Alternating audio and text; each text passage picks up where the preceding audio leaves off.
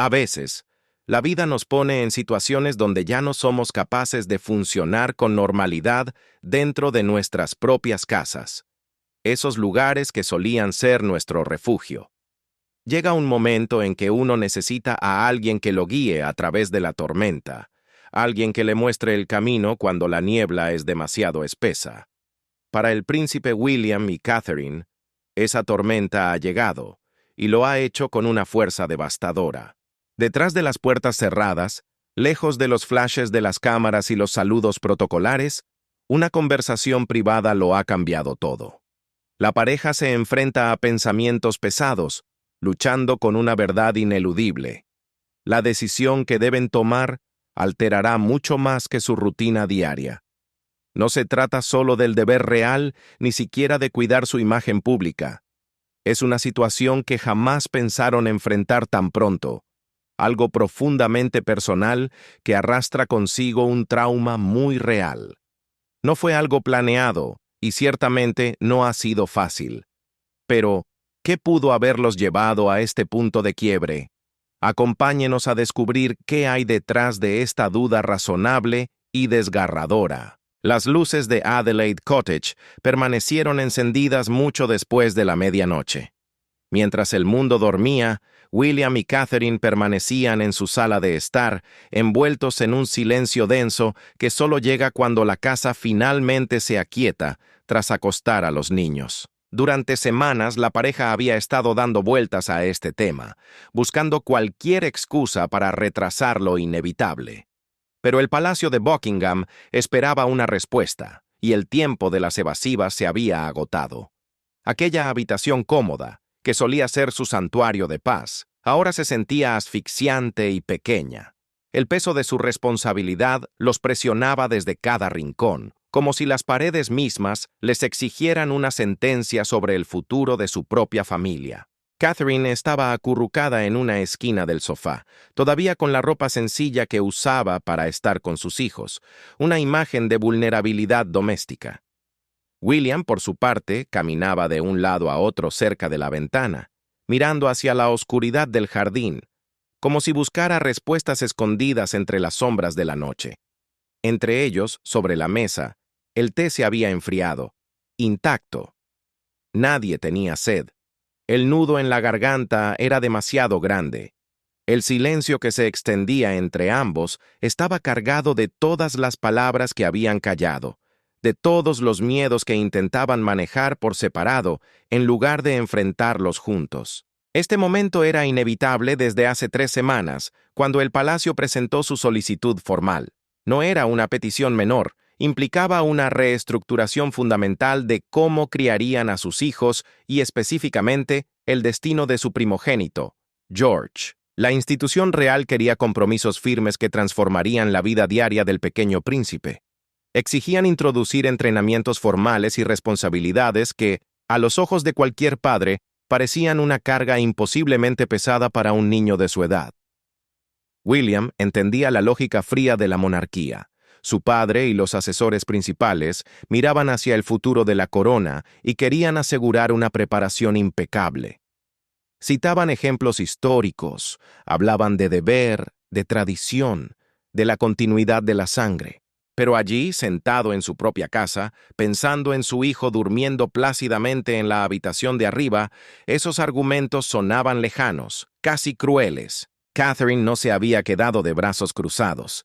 Había pasado las últimas semanas investigando, hablando discretamente con psicólogos infantiles y observando a George con ojos de águila, buscando cualquier señal de estrés.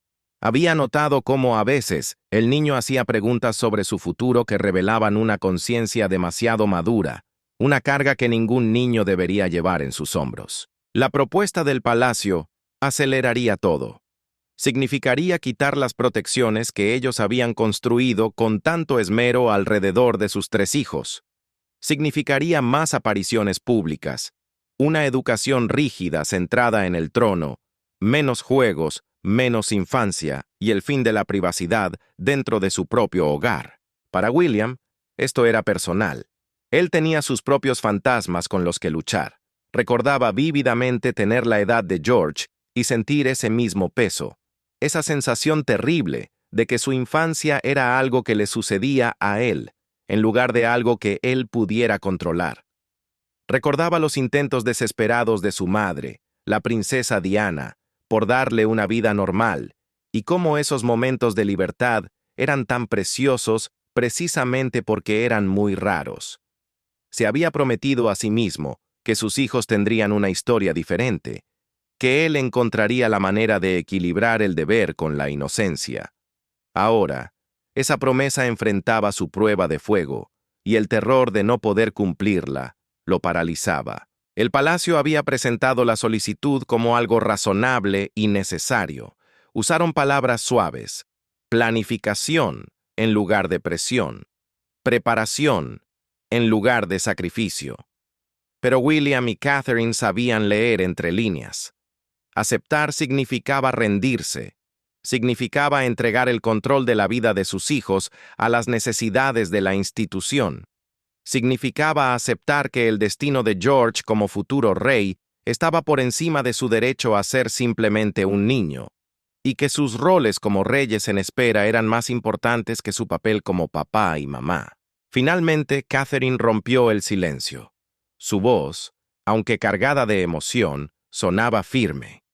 Puso sobre la mesa sus preocupaciones más profundas: el impacto psicológico irreversible, la pérdida de esos años dorados que nunca volverían, y el ejemplo que esto daría a los hermanos menores, Charlotte y Louis. Con la sencillez de una madre que defiende a sus crías, habló sobre el tipo de adultos que querían que fueran sus hijos.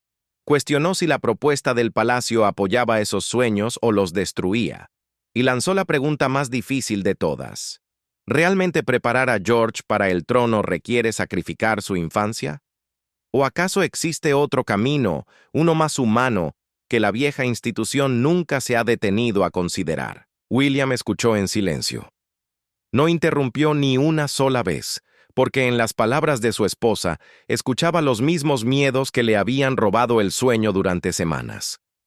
Cuando finalmente habló, no lo hizo solo como príncipe, sino desde una herida abierta que los asesores de palacio nunca podrían comprender del todo: la experiencia vivida. Habló con la crudeza de quien ha estado allí. Explicó la diferencia abismal entre criar a un niño para el deber y aplastar su espíritu bajo el peso de ese deber. Describió la soledad helada que sintió de niño, esa sensación terrible de que su vida pertenecía a todo el mundo, menos a él mismo. Con la voz quebrada, admitió su mayor temor: que si aceptaban las condiciones del palacio, terminaría dañando su relación con sus hijos para siempre. Le aterrorizaba pensar que, algún día, George lo mirara a los ojos y le preguntara por qué su padre no lo protegió cuando tuvo la oportunidad. Las horas pasaron y la conversación se convirtió en un círculo vicioso. Ambos intentaron abordar el problema desde todos los ángulos posibles. Discutieron las consecuencias de decir no, la decepción, la frustración dentro de la casa real y la inmensa presión que caería sobre ellos. Sabían que los acusarían de ser difíciles, de no entender su responsabilidad histórica. Intentaron buscar un compromiso, un terreno neutral, quizás aceptar solo una parte. Pero, lamentablemente, cada vez que examinaban un posible acuerdo intermedio, este se desmoronaba. Se dieron cuenta de que cualquier concesión no era más que un camino más lento hacia el mismo destino fatal. Al rayar el alba, con la primera luz del día entrando por la ventana, ambos comprendieron una verdad silenciosa. La decisión ya estaba tomada, quizás incluso antes de que se sentaran a hablar. Esa noche solo había servido para probar su convicción, para asegurarse de que podían defender su elección ante ellos mismos y ante el otro. Ahora, solo necesitaban el coraje para mantenerse firmes. Pero, ¿tendrían la fuerza suficiente para resistir la tormenta que se avecinaba? Para entender el miedo de la pareja, hay que rebobinar la cinta 3 semanas, hasta el momento en que la maquinaria del palacio comenzó a moverse. El primer movimiento fue formal y frío: un memorándum cuidadosamente redactado, entregado al secretario privado de William. El documento no era una sugerencia, era un plan maestro. Esbozaba una estrategia integral para el desarrollo del príncipe George, disfrazada bajo palabras elegantes como preparación con visión de futuro. El lenguaje era respetuoso, sí, pero la expectativa era clara como el cristal. El rey y sus ancianos consejeros habían decidido cómo debía ser la próxima generación y esperaban obediencia, no debate. El rey Carlos III no se quedó al margen. Siguió el memorándum con una conversación privada, apelando al legado y la continuidad. Habló de su propio abuelo, de los pesares que él mismo cargaba por una educación que consideraba incompleta en ciertos aspectos. Presentó este nuevo plan como una forma de aprender de los errores del pasado, pero honrando las tradiciones esenciales. Su tono fue paternal y reflexivo, una táctica brillante que hacía que cualquier desacuerdo pareciera no solo difícil, sino irrespetuoso. Enfatizó la importancia de empezar temprano, de construir hábitos de hierro antes de que el peso real de la responsabilidad cayera sobre los hombros del niño. La propuesta era un programa estructurado y asfixiante que debía comenzar de inmediato. George asistiría a eventos seleccionados no por diversión, sino por su valor educativo, reuniéndose con líderes de la Commonwealth y participando en funciones ceremoniales. Su escuela dejaría de ser solo una escuela. Su plan de estudios incorporaría historia constitucional, protocolo diplomático y entrenamiento de liderazgo. Se le exigiría pasar tiempo regular en el Palacio de Buckingham, aprendiendo los ritmos de la vida oficial. Incluso su tiempo libre estaba guionado. El plan especificaba actividades recreativas apropiadas, favoreciendo aquellas que construyeran carácter y buena imagen pública por encima de la simple alegría de ser un niño jugando en el barro. Catherine, con su instinto protector, había pedido aclaraciones, buscando flexibilidad. Las respuestas fueron detalladas pero inflexibles. El equipo de Palacio había pasado mucho tiempo diseñando este marco y lo presentaron como un paquete completo, no como un menú de opciones. Cada sugerencia de cambio se encontraba con una pared de explicaciones sobre por qué cada pieza era vital. No era una negociación, era una imposición institucional. Pero la presión no se detuvo en los papeles. Detrás de escena, comenzó una campaña sutil. En las reuniones familiares, los miembros de la realeza soltaban comentarios inocentes sobre el peligro de ser demasiado protectores. Y entonces, la prensa entró en juego. Empezaron a aparecer artículos en los medios, extrañamente bien informados sobre el futuro rol de George, sugiriendo que ya era hora de que diera un paso al frente. El momento parecía coordinado, diseñado para crear un ambiente donde el acuerdo pareciera inevitable y la resistencia una locura. William reconoció la estrategia al instante. La había visto toda su vida. El palacio tenía una habilidad especial para hacer que sus deseos parecieran conclusiones naturales.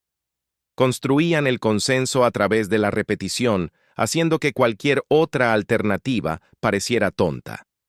Usaban la lealtad y el deber como palanca, convirtiendo el desacuerdo en un fracaso personal, en lugar de una simple diferencia de opinión. Lo más aterrador del ataque del palacio no fue la agresividad, sino su ausencia.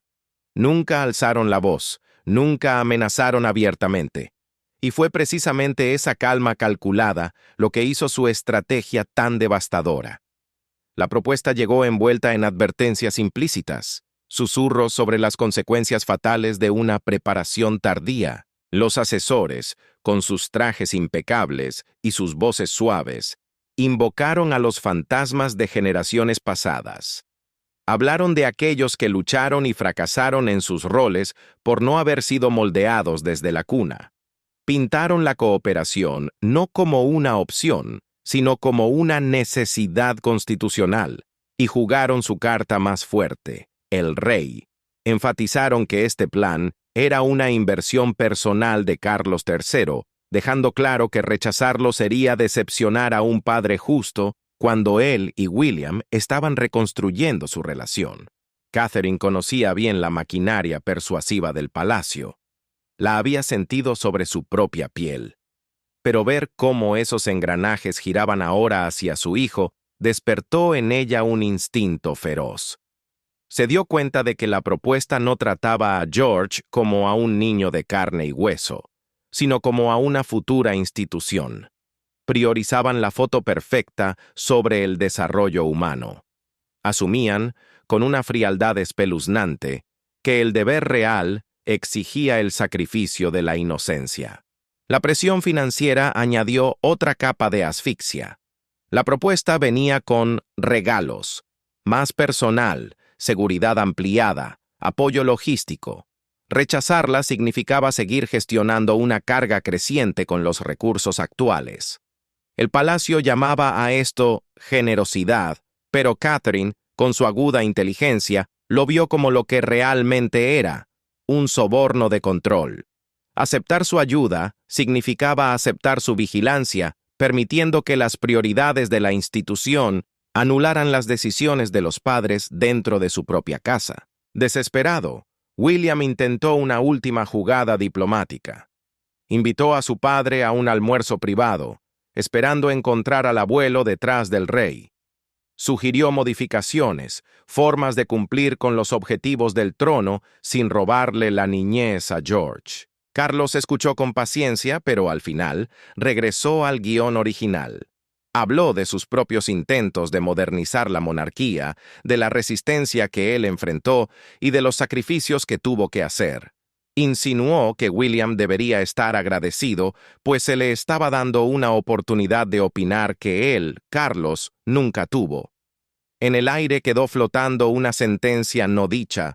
Seguir resistiéndose no sería visto como una defensa de principios, sino como un acto de terquedad infantil. El tiempo se agotaba. El palacio había calculado los plazos con precisión quirúrgica, exigiendo una respuesta antes del próximo gran evento real. Cada día que pasaba sin una respuesta afirmativa se convertía en un acto de rebeldía silenciosa. Catherine había pasado incontables noches despierta, diseñando en su mente el tipo de madre que quería ser. Había estudiado el desarrollo infantil, no solo como princesa, sino como estudiosa, y ahora, todo ese conocimiento chocaba violentamente contra un muro de piedra. Su visión para George, Charlotte y Louis era simple pero revolucionaria para la realeza, raíces antes que alas. Quería que sus hijos construyeran amistades genuinas, que se ensuciaran las manos, que descubrieran quiénes eran antes de que el mundo les dijera quiénes debían ser. Sabía que un niño que se siente seguro y amado en casa puede soportar cualquier tormenta pública más tarde. Pero empujarlos al escenario antes de tiempo solo crearía ansiedad, inseguridad y una vida de actuación constante. Catherine temía que la propuesta convirtiera la vida diaria de George en una performance. Cada gesto analizado, cada amistad filtrada por seguridad, cada lección enfocada en el protocolo en lugar de la curiosidad.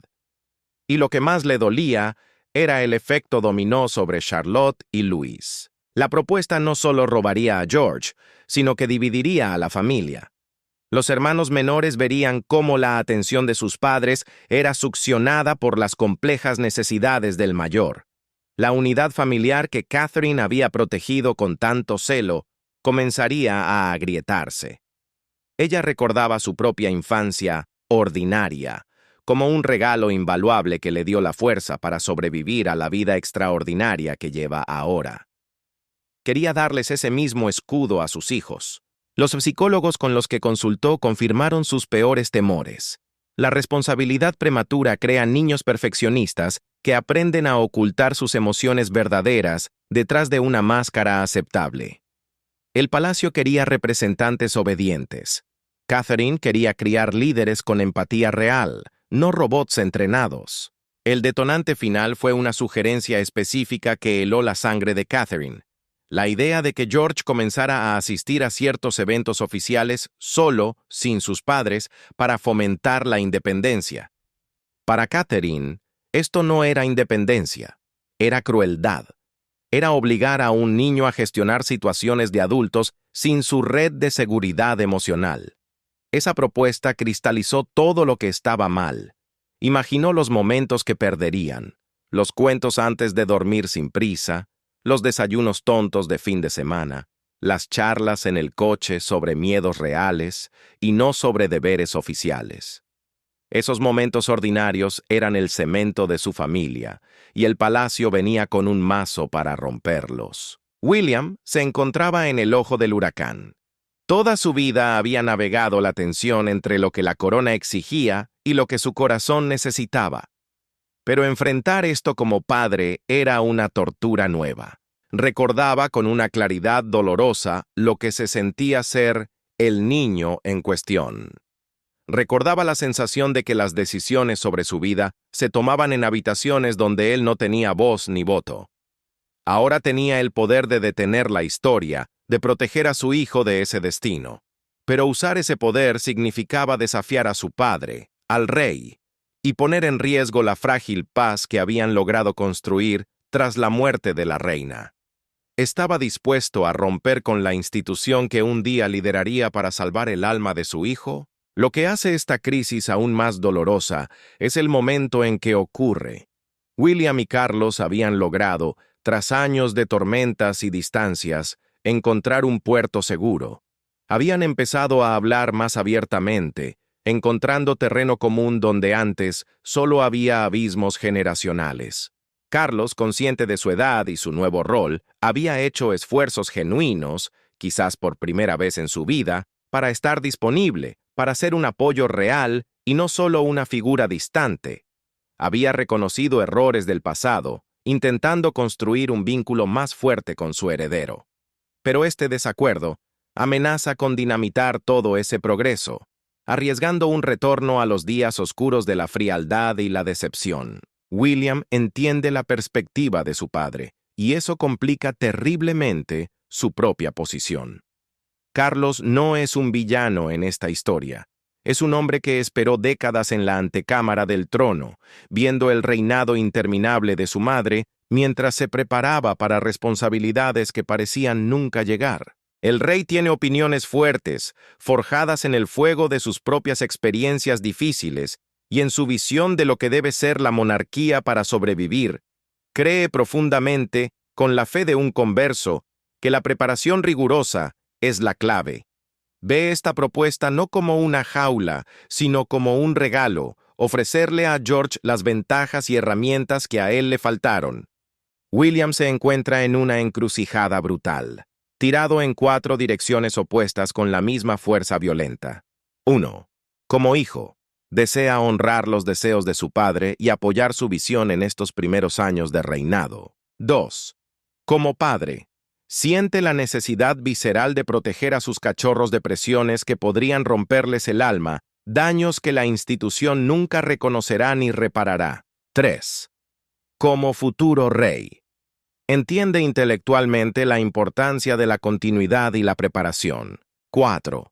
Como sobreviviente, habiendo vivido una infancia donde la protección fue inadecuada, conoce los costos a largo plazo de poner a la institución por encima del bienestar humano. Desesperado por evitar el conflicto, William pasó horas diseñando propuestas alternativas. Sugirió retrasar ciertos elementos hasta que George fuera mayor, diluir el entrenamiento en un plazo más largo o mantener a los padres siempre presentes en las apariciones oficiales. Pero cada intento de compromiso chocó contra un muro de terciopelo.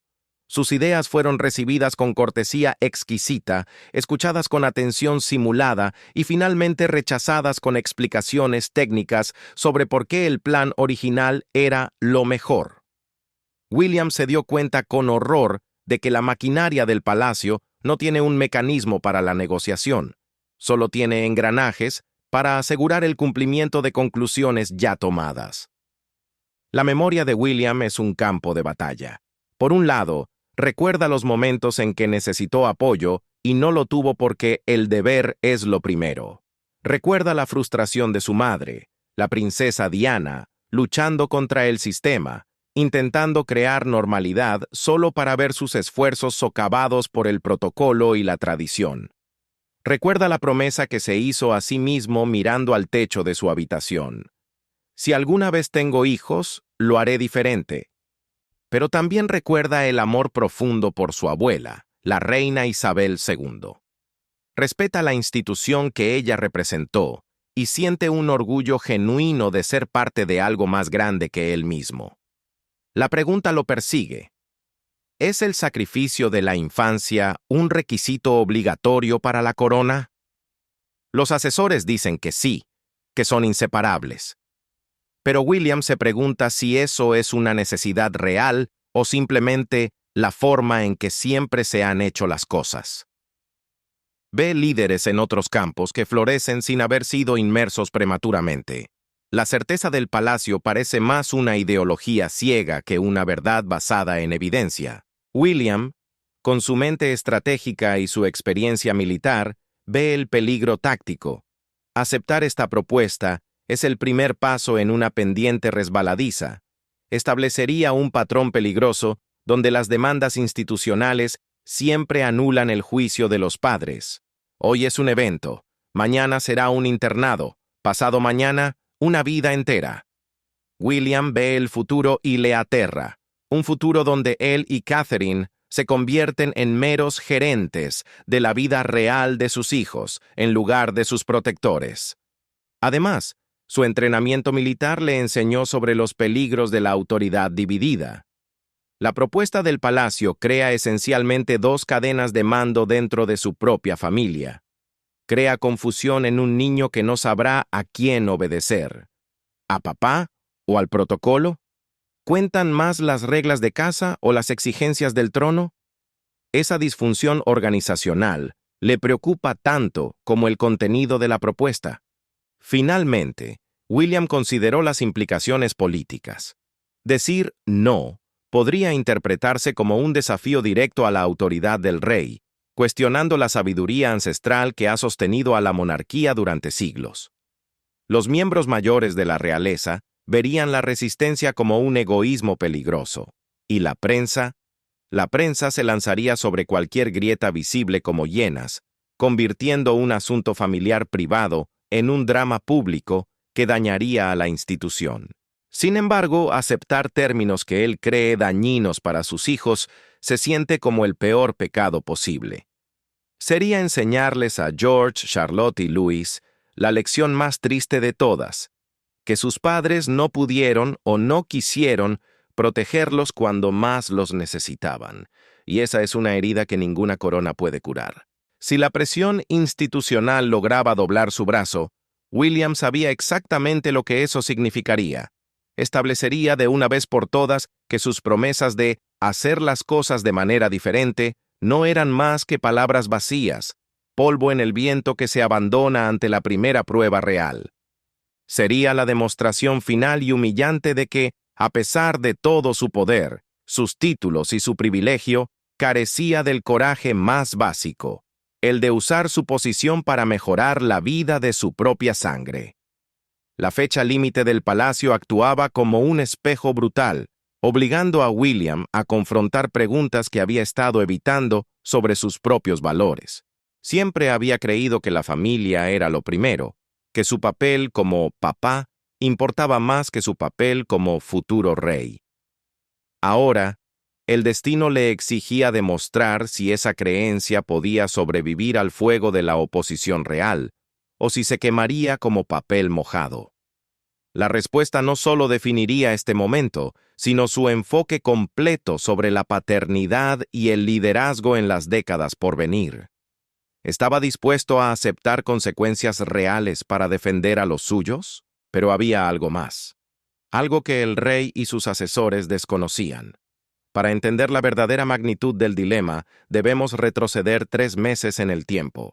Fue durante una tarde cualquiera que Catherine notó algo preocupante en una de las actividades rutinarias de la princesa Charlotte. Fue un detalle tan sutil que cualquier otro lo habría descartado como una nadería. Esas pequeñas observaciones que los padres hacen sin alarmarse. Pero el patrón se repitió, y el instinto maternal de Catherine, esa brújula interna que rara vez falla, se negó a dejarlo pasar. Una noche, en la intimidad de su habitación, se lo mencionó a William. Acordaron vigilar la situación con ojos de águila, sin querer reaccionar exageradamente ni crear preocupaciones sobre algo que podría ser insignificante. Pero la preocupación persistió. Tras semanas de observación cuidadosa, Catherine tomó una decisión audaz. Programó una cita privada con un especialista. Pero no usó los canales médicos del palacio. Usó sus contactos personales, moviéndose en las sombras para organizar una consulta discreta, lejos de los ojos curiosos de la corte. El médico fue minucioso y profesional. Los resultados llegaron con una verdad agridulce. La condición no ponía en peligro la vida de Charlotte, gracias a Dios, pero requería atención constante y, sobre todo, un manejo cuidadoso del entorno. El diagnóstico trajo consigo una prescripción clara: estabilidad. Ciertos tipos de estrés podían empeorar la situación drásticamente. El especialista fue tajante sobre la importancia de mantener un ambiente tranquilo, predecible y seguro durante este período crítico. Mientras trabajaban para entender el alcance total del problema y desarrollar un plan a largo plazo, William y Catherine tomaron una decisión de hierro: mantener esta información en absoluto secreto. No le dijeron al rey Carlos, no le dijeron a la reina Camilla, no le dijeron a nadie de la firma. ¿Por qué? Porque sabían que en el momento en que el palacio se enterara, la maquinaria se activaría. El conocimiento institucional desencadenaría protocolos, discusiones de comité y estrategias de relaciones públicas que complicarían el manejo delicado que Charlotte necesitaba. Querían tiempo para entender a qué se enfrentaban antes de tener que lidiar con preguntas, consejos no solicitados y la inevitable burocracia de personas que tendrían opiniones sobre cómo manejar la salud de su hija. Este diagnóstico secreto añadió una complejidad aplastante a la propuesta del palacio sobre George. De repente, el plan para el heredero no era solo una cuestión de principios educativos. Era una amenaza directa a la salud de su hermana. La propuesta del palacio irrumpiría en la rutina familiar como un elefante en una cristalería. El horario ampliado de George significaría menos disponibilidad de sus padres, justo cuando Charlotte más necesitaba su apoyo y atención. El aumento del foco mediático y las apariciones públicas crearían una presión adicional en un hogar que necesitaba desesperadamente permanecer como un santuario de calma. La condición de Charlotte requería exactamente lo opuesto a lo que el palacio proponía.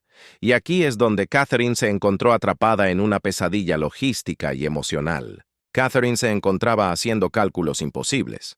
El especialista había enfatizado que la condición de Charlotte era información médica privada que sus padres debían proteger.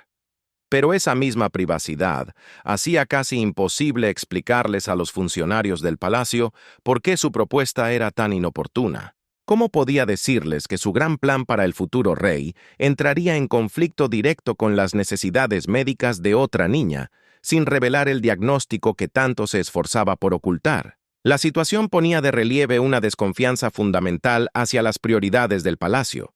Si la institución supiera sobre la condición de Charlotte, ¿modificarían su propuesta? ¿O sugerirían fríamente que las necesidades médicas de una niña menor no deberían interferir con la preparación del heredero al trono?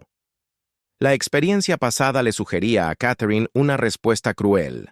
Los funcionarios de palacio a menudo luchaban por tratar a los niños reales como seres humanos con necesidades genuinas, viéndolos en su lugar como activos institucionales que requerían una gestión adecuada. ¿Mostrarían compasión? ¿O encuadrarían las preocupaciones de una madre como la ansiedad de una mujer sobreprotectora? William observaba a su esposa cargar con el peso de estas presiones duales. Veía cómo el estrés la afectaba, a pesar de sus esfuerzos hercúleos por mantener la calma y la capacidad. Catherine estaba librando una guerra en dos frentes.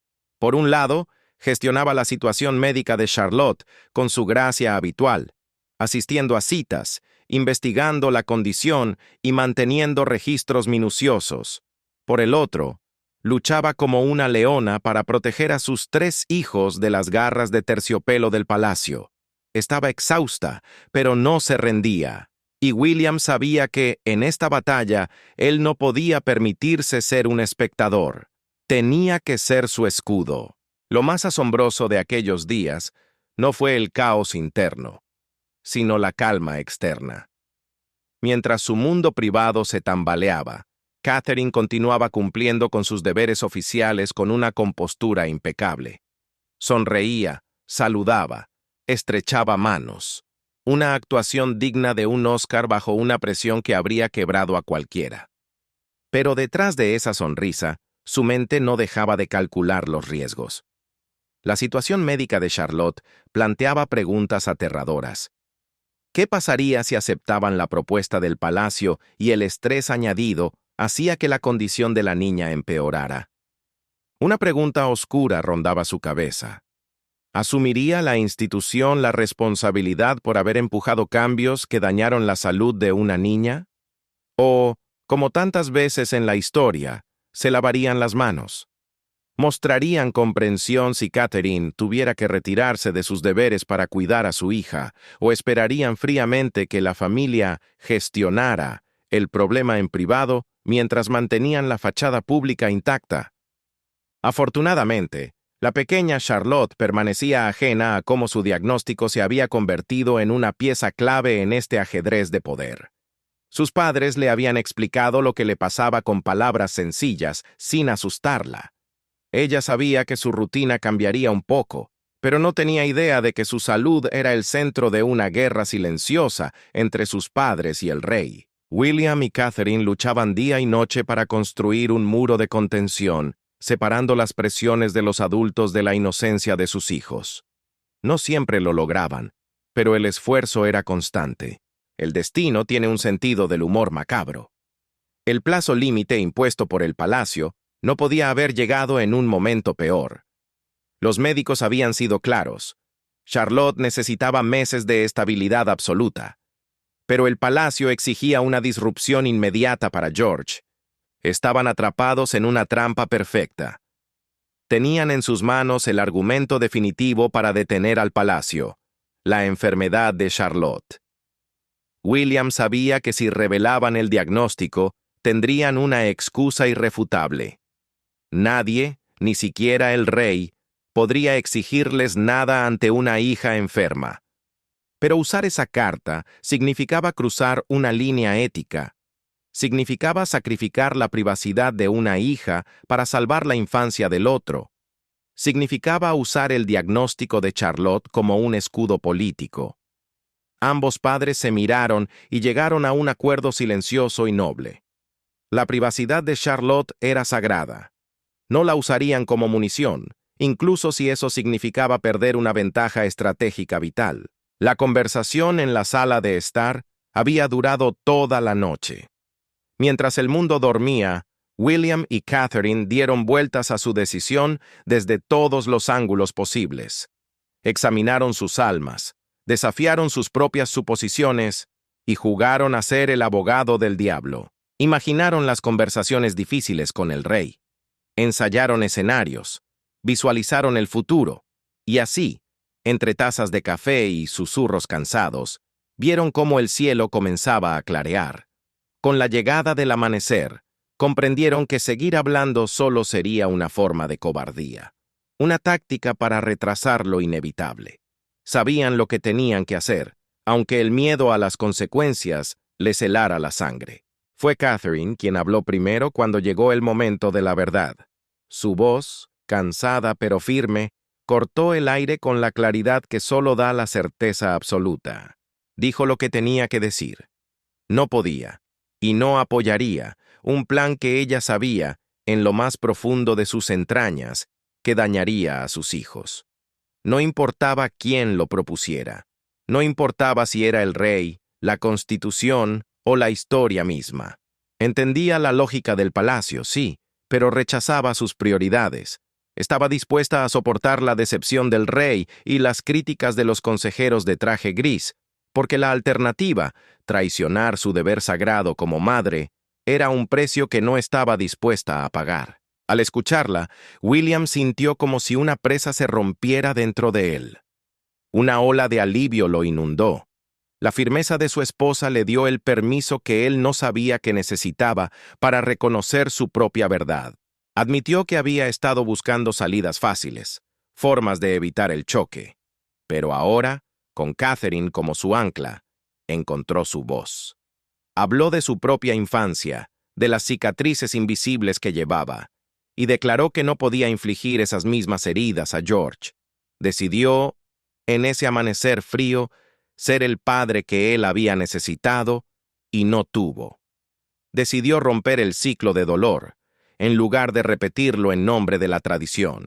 Una vez tomada la decisión, el tono de la conversación cambió. Ya no era un debate, era una estrategia de guerra.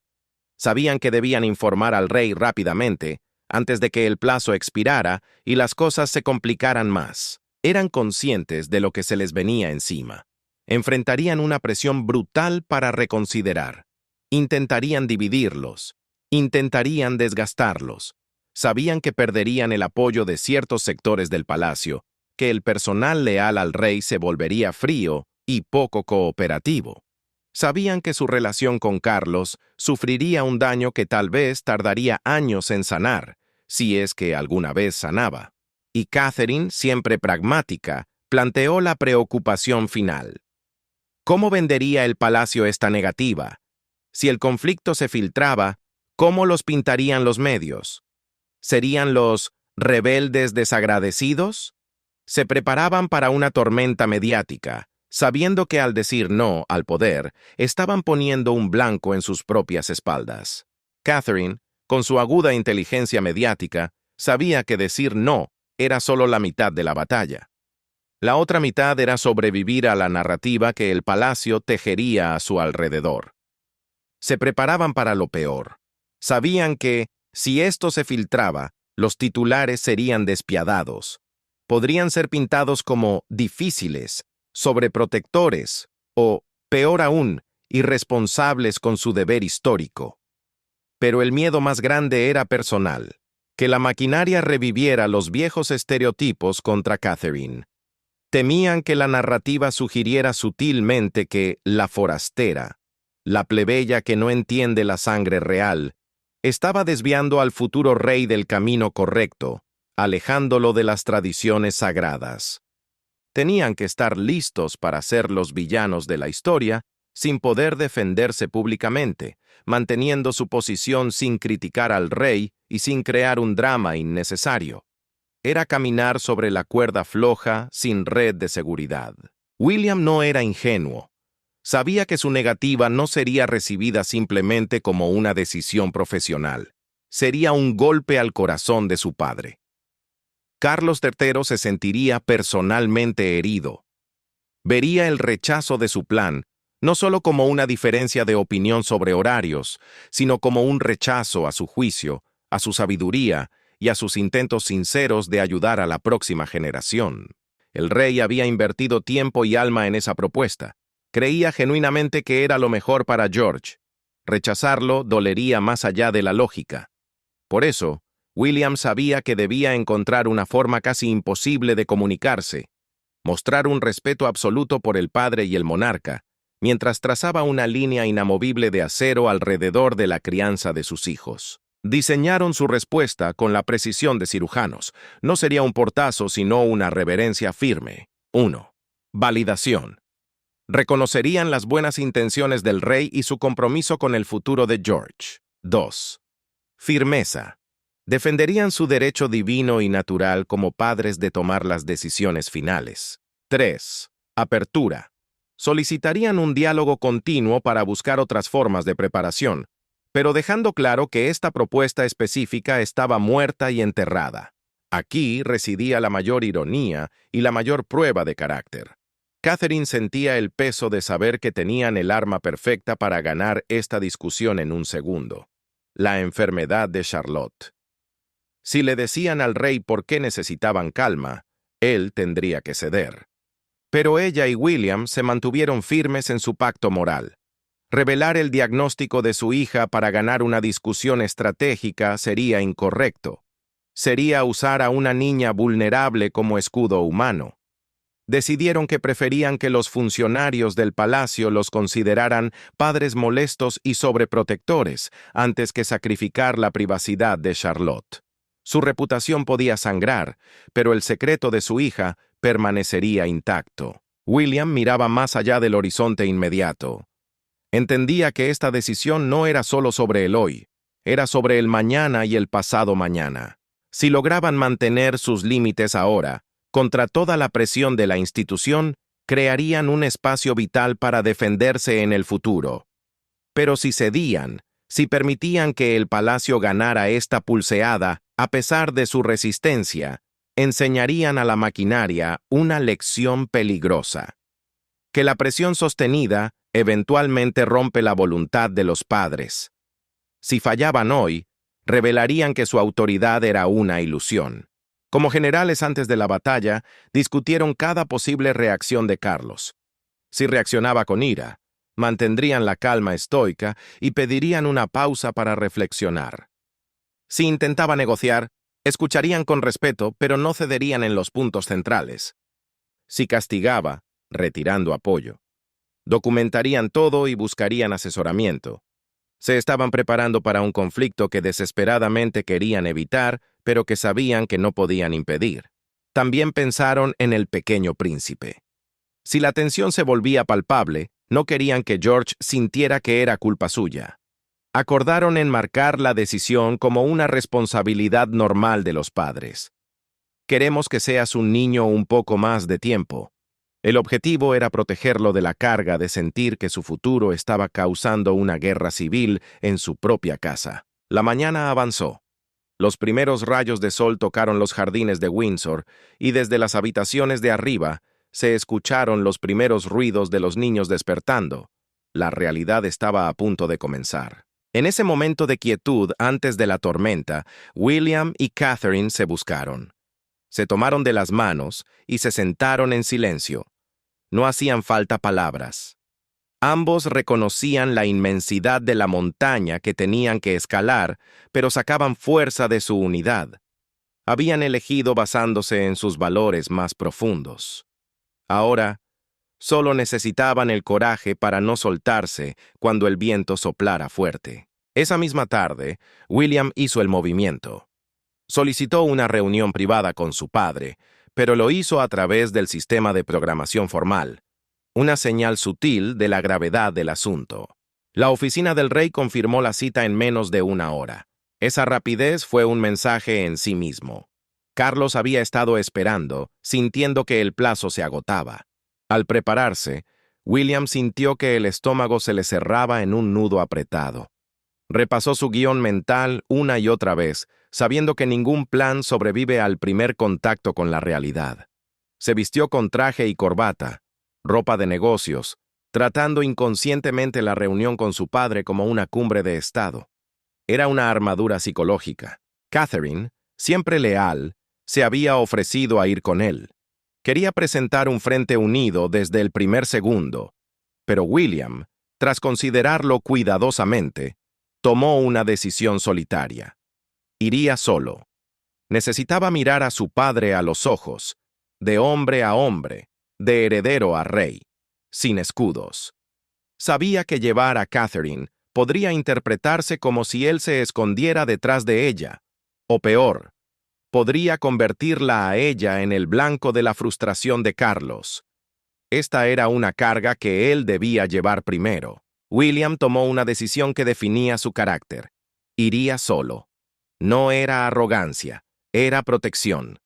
Sabía que la decepción del rey Carlos sería un arma contundente, y quería ser el único en recibir el impacto.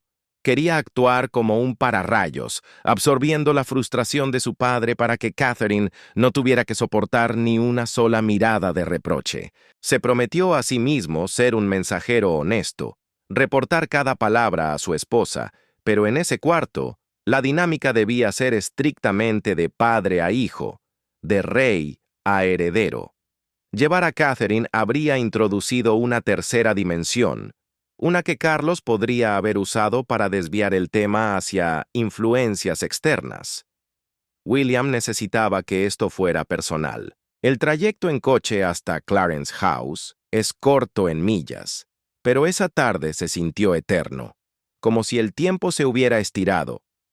William usó esos minutos no para mirar por la ventana, sino para mirar dentro de sí mismo. Se centró.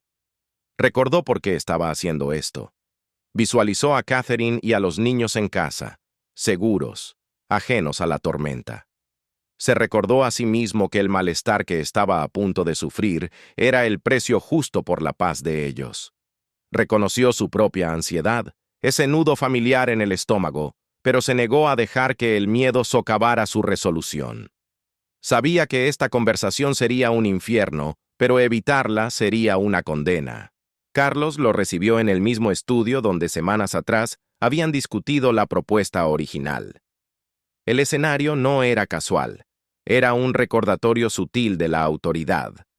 La expresión del rey era una máscara perfecta, neutral, profesionalmente agradable, esa cara ensayada durante décadas para no revelar absolutamente nada. Intercambiaron las cortesías vacías de siempre antes de que Carlos señalara los sillones cerca de la chimenea. La escena parecía casual, casi acogedora, pero la tensión en el aire era tan densa que se podía cortar con un cuchillo. William notó los detalles con una claridad casi dolorosa. Las tazas de té de porcelana fina que ninguno de los dos tocaría, colocadas como utilería en una obra de teatro.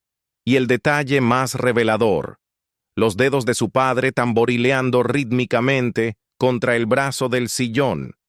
Tac, tac, tac. No era calma, era energía nerviosa contenida, o quizás impaciencia real.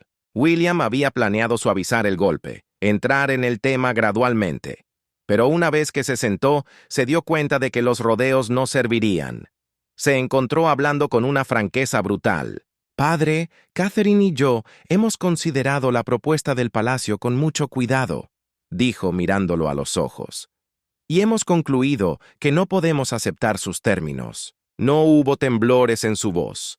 Explicó el razonamiento a grandes rasgos, enfocándose estratégicamente en la idoneidad de la edad y la importancia sagrada de proteger la infancia, en lugar de criticar el plan del rey en sí mismo. Habló con firmeza, vigilando cada microexpresión en la cara de Carlos, tratando de que las reacciones de su padre no descarrilaran su tren de pensamiento. Cuando William terminó, el silencio que siguió fue pesado, asfixiante. Carlos no explotó. Su respuesta llegó lenta, cada frase cargada de una decepción gélida que dolía más que los gritos. Cuestionó si William realmente entendía el tsunami que se le vendría encima a George en el futuro. Sugirió que retrasar la preparación no le hacía ningún favor a nadie. Y entonces lanzó el dardo que William había temido. Con una suavidad venenosa, Carlos sugirió que tal vez la falta de educación real de Catherine estaba nublando el juicio de la pareja. Insinuó que ella, al no haber nacido en este mundo, estaba sobrevalorando las experiencias de una infancia ordinaria, a expensas del entrenamiento necesario para un rey. Fue el viejo tropo de la clase media usado como arma. Ella no es de los nuestros y te está haciendo blando. El comentario sobre Catherine encendió una llama defensiva en las entrañas de William. Quiso reaccionar, quiso gritar, pero su entrenamiento militar y su autocontrol se impusieron. Se obligó a responder con calma, desactivando la trampa emocional. La perspectiva de Catherine es diferente, sí, admitió William, pero no es una debilidad. Es un equilibrio vital. William giró el argumento. Le dijo a su padre que el punto de vista externo de su esposa era precisamente lo que la monarquía necesitaba para no asfixiarse.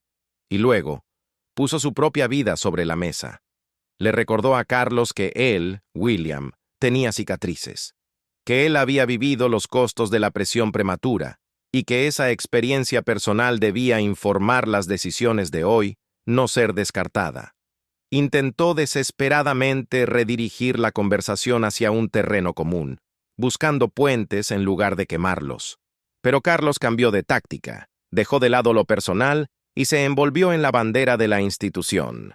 Habló de la perspectiva colectiva, de los ejércitos de expertos, educadores y cortesanos que habían diseñado el plan. Describió la experiencia y el pensamiento profundo detrás del documento, implicando sutilmente que rechazarlo era un acto de arrogancia. ¿Quiénes eran William y Catherine para saber más que siglos de sabiduría acumulada? Mencionó a otros miembros de la realeza que apoyaban el enfoque, pintando una imagen clara.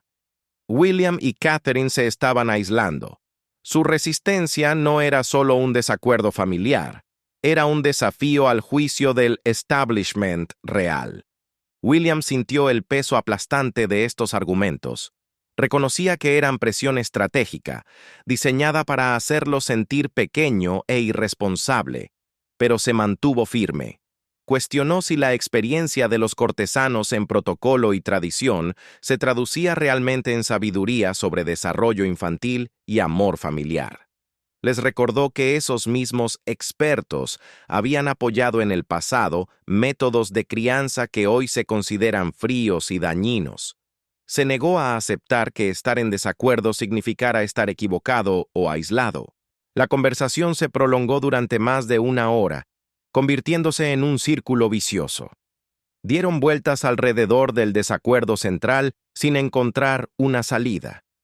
Carlos intentó todo, desde apelaciones emocionales sobre su relación mejorada, lo hago por ti, hijo, hasta advertencias prácticas sobre las consecuencias de rechazar la cooperación institucional. William no cedió ni un centímetro, pero luchó con cada fibra de su ser para evitar que la discusión se volviera abiertamente hostil.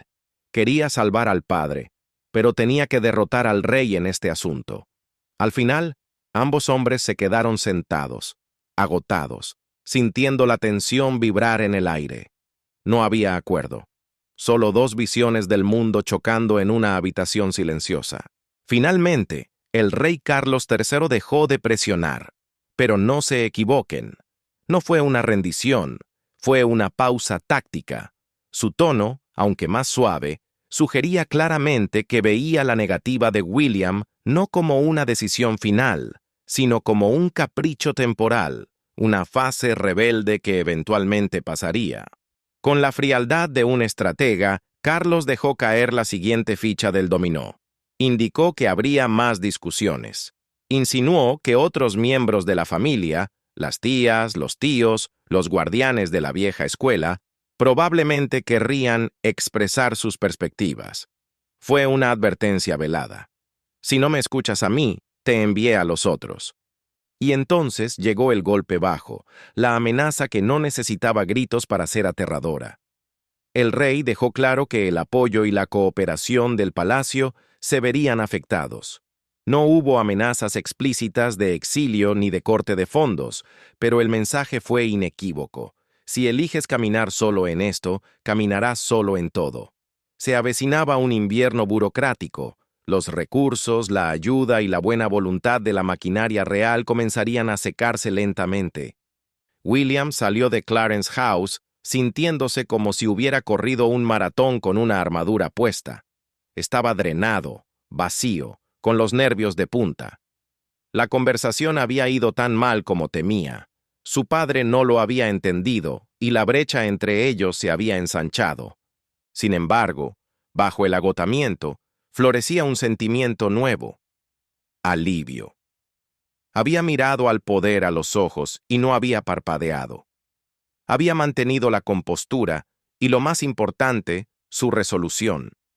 Sabía que esto era solo el primer disparo de una guerra larga, que la presión se intensificaría, pero había dado el paso crucial. Había dicho no y había sobrevivido.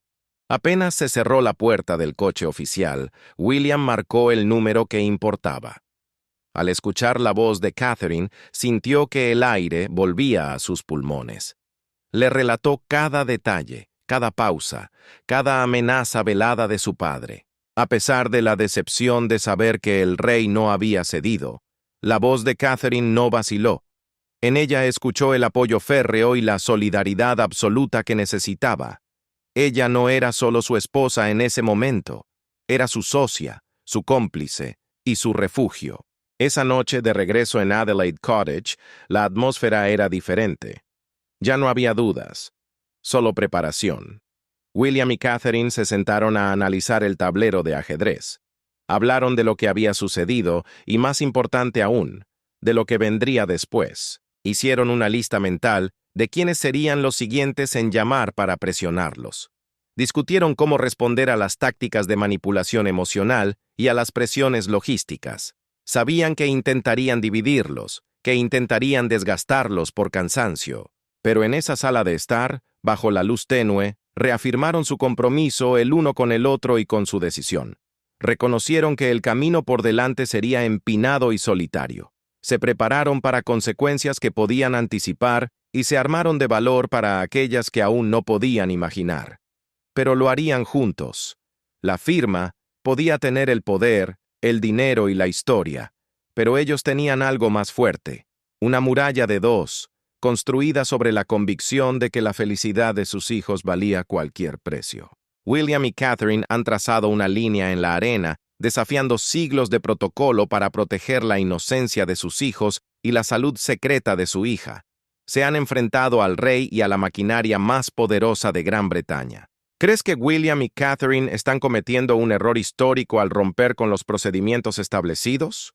¿O son los héroes modernos que la monarquía necesita para sobrevivir, priorizando al ser humano sobre la corona? Déjanos tu opinión en los comentarios. Queremos leer tu veredicto. Si esta historia profunda y llena de secretos te ha atrapado, no olvides darle me gusta y suscribirte al canal.